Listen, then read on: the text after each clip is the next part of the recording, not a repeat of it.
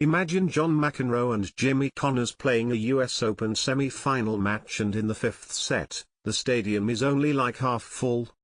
This is what former New York Post reporter Ray McNulty said 40 years after covering the most famous single day in the history of the US Open, the September 8, 1984 Super Saturday, which ended at 11:14 p.m. in the evening with McEnroe's 5-set win over arch-rival Connors. The day is summarized in the On This Day in Tennis History book, which you can buy or download here, https://a.co/d/g9rsg, below. 1984, perhaps the single greatest day in tennis history, as each of the 4 matches played on Stadium Court extends to the maximum number of sets. Stan Smith defeating John Newcombe 4-6, 7-5, 6-2 in the men's 35s semi-final, Ivan Lendl defeating Pat Cash 3-6, 6-3, 6-4, 6-7, 5, 7-6, 4, in the men's semi-final, Martina Navratilova defeating Chris Evert 4-6, 6-4, 6-4 for the women's title, and John McEnroe defeating Jimmy Connors 6-4, 4-6, 7-5, 4-6, 6-3 in the men's semi-final. Play began at 11:07 a.m. and ended at 11:14 p.m. writes Curry Kirkpatrick in Sports Illustrated of Super Saturday, as it became to be known, call it Sempiternity Saturday, Tennisathlon, whatever. The US Open had never seen anything like it.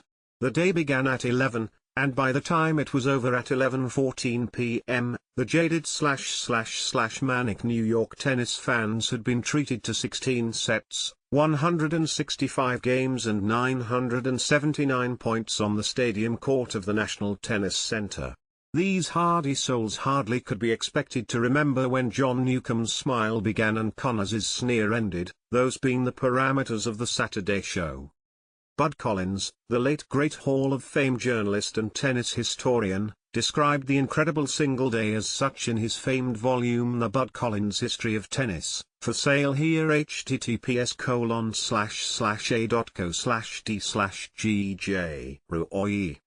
Those who couldn't wait for the showdown of the perennial bad boys had a very long afternoon on Super Saturday at the Houston National Tennis Center. They went on last following a men's 35 match between legends John Newcombe and Stan Smith, the first men's semi-final between Lendl and Brash Cash, and the women's final between those rivals for the ages, Navratilova and Evert Lloyd. All 4 matches were carried to the ultimate set, and the tennis, which began at 11 a.m., didn't conclude until 11:14 p.m. Even McEnroe, annoyed that he didn't strike his first ball until 7:28, allowed that it had to be the best day, for fans, at the Open, ever.